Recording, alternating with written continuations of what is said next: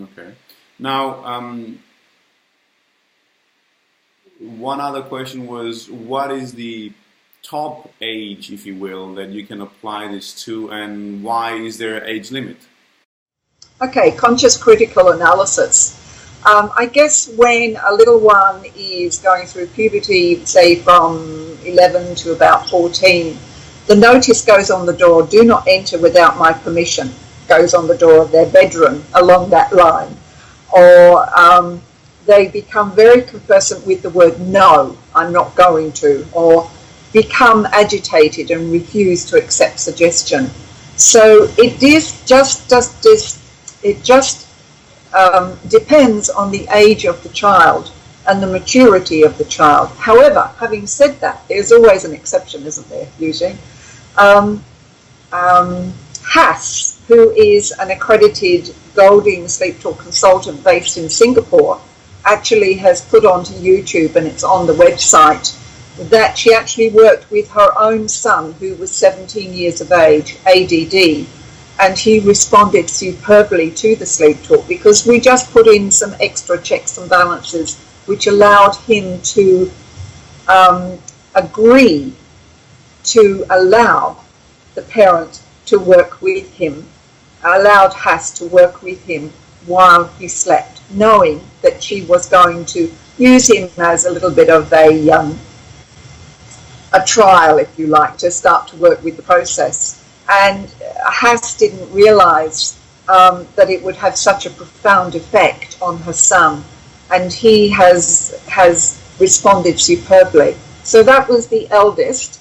Another case was when I was working with the, in 2009, Victoria was on fire with the firestorms, and I was part of the Yarra Valley Practitioners Project, which was a pro bono group of professionals working with the schools and the children.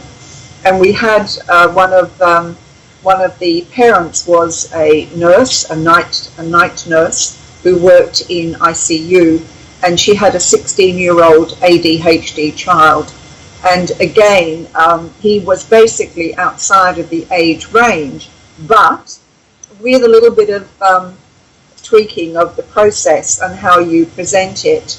And she stayed with it. It took 6 months, but the results were to die for. So who knows, Eugene? It's individual. So would it be safe to say that you could actually, with certain, like you said, checks and balances, with certain security measures, safety measures, that you could actually use this with also adult, mature people? No. However, because of the ethics involved, I don't have an issue with teaching parents this process as long as the child is receptive to education and training and direction from the parents. But once they move into puberty and become an independent soul, if you like, then the ethical considerations need to change.